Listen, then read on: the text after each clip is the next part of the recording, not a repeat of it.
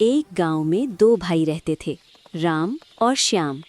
दोनों सगे भाई थे और बचपन से ही एक दूसरे से बहुत प्यार करते थे। गांव के लोग उन्हें उदाहरण के रूप में देखते थे, क्योंकि दोनों भाई हमेशा एक दूसरे पर पूरा विश्वास रखते थे और हर काम मिलजुल कर करते थे। राम बड़ा भाई था। वो सीधा साधा, मेहनती और दयालु स्वभाव का था। उसे जो मिलता वो सबके साथ बांट लेता। श्याम छोटा भाई था। शुरू में दो भी राम जैसा ही था, लेकिन समय के साथ साथ उसके मन में लालच और घमंड आने लगा। दोनों भाई के पास थोड़ी सी ज़मीन थी। वे उसी ज़मीन पर खेती करके अपना गुजारा करते थे। राम दिन रात मेहनत करता, खेत में काम करता और श्याम की भी मदद करता।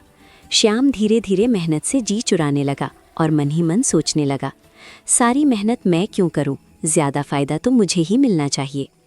एक साल फसल बहुत अच्छी हुई। अनाज देखकर श्याम के मन में लालच और बढ़ गया। उसने सोचा कि अगर वो चालाकी से ज़्यादा अनाज अपने पास रख ले तो वो अमीर बन सकता है। उसने राम से कहा, भैया इस बार फसल मैं संभाल लूँगा, आप चिंता मत करो। राम ने बिना सोचे समझे श्याम पर भरोसा कर लिया, क्योंकि उसे अपने भाई पर पूरा विश्वास था। लेकिन श्याम ने बेईमानी की।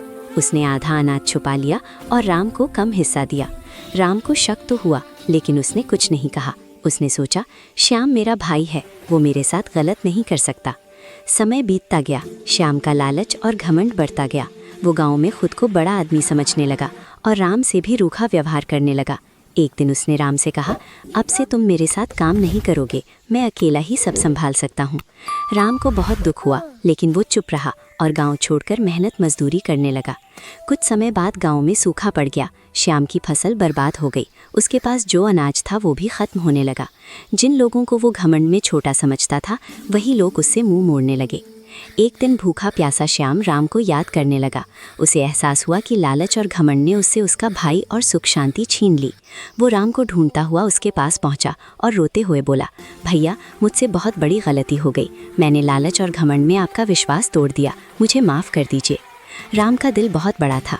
उसने श्याम को गले लगा लिया और कहा, भाई गलती समझ लेना ही सबसे बड़ी समझदारी है, चलो हम फिर से साथ रहेंगे।